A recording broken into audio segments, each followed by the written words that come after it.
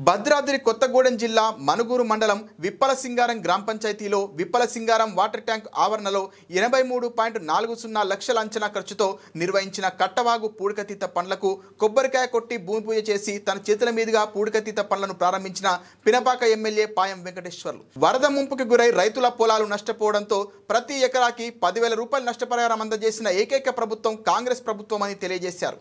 కాంగ్రెస్ ప్రభుత్వం అందిస్తున్న ప్రతి పథకాన్ని పేద ప్రజలకు అందించే విధంగా కృషి చేస్తారని తెలియజేశారు.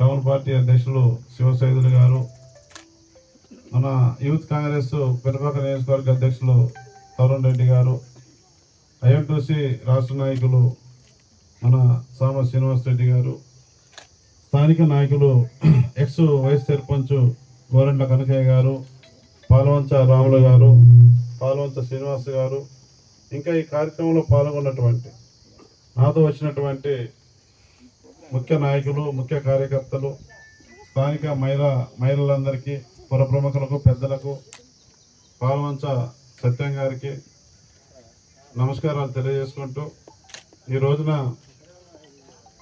పోయినసారి వరదలకు 2024 ఆగస్టులో వచ్చిన వరదలకు మన మనుగూరు మండలం భారీ వర్షాలు పడి 2,000 కుటుంబాలు వరద ముంపు బారిన పడి చాలా ఇళ్ళు కూలిపోయినాయి, గోడలు పడిపోయినాయి, ఇంట్లో ఉన్న సామాన్లన్నీ కూడా కొట్టుకుపోయిన సందర్భంలో మన ముఖ్యమంత్రి రేవంత్ రెడ్డి గారితో మాట్లాడి వరద పట్టిన ప్రతి కుటుంబానికి 10,000 రూపాయలు మనం ఇప్పించడం జరిగింది. సుందరనగర్లో వరదల వలన 2024 ఆగస్టులో వచ్చినటువంటి వరదల వలన సుందరనగర్లో ఒక మనిషి చనిపోతే ఆ కుటుంబానికి తెల్లారే మనం 5 లక్షలు ఇప్పించినాం. గతంలో ఏ ప్రభుత్వం కూడా వరదలు వస్తే ఇల్లు మునిగినా కానీ, సామాన్లు కొట్టుకుపోయినా కానీ ఏ ప్రభుత్వం కూడా సహాయం చేయాల. కానీ ఇవాళ మన ప్రజాప్రభుత్వం, ప్రజల సంక్షేమం కోరేటటువంటి ప్రభుత్వం, మన కాంగ్రెస్ పార్టీ ప్రభుత్వం, మన ప్రజాప్రభుత్వం, మీరు ఎన్నుకున్న ప్రభుత్వం, ఇందిరమ్మ రాజ్యమే స్థాపన లక్ష్యంగా అన్ని వర్గాలలో ఉన్నటువంటి పేదవాళ్ళందరికీ సంక్షేమ పథకాలు, అభివృద్ధి కార్యక్రమాలు అందించాలా, వాళ్ళ కుటుంబాల్లో మార్పు తీసుకురావాలని చెప్పేసి మన ముఖ్యమంత్రి రేవంత్ రెడ్డి గారు, మన కేబినెట్ మంత్రులంతా కూడా పనిచేస్తూ ఉన్నారు.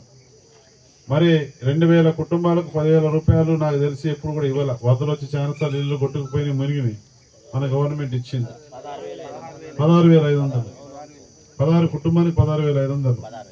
పాలవంచరానికి బాగానే గుర్తుంది, నేనే మర్చిపోయాను. 16,500 ఇచ్చింది ఒక కుటుంబానికి, గతంలో ఏ గవర్నమెంట్ కూడా ఇవ్వాల. మరి అదేవిధంగా రైతులకు కూడా పంట నష్టం జరుగుతాయి, రైతులకు కూడా ఆ వరదల వల్ల పంటల నష్టం జరుగుతాయి. ఎకరానికి 10,000 ఇవ్వడం జరిగింది. మనిషి చనిపోతే సుందరనగర్లో మనిషికి 5 లక్షల రూపాయలు మనం ఇప్పించాం. వెంటనే మనం కలెక్టర్ గారితో, మన ముఖ్యమంత్రి గారితో మాట్లాడి, అశాపురంలో వరదల వలన మరి 2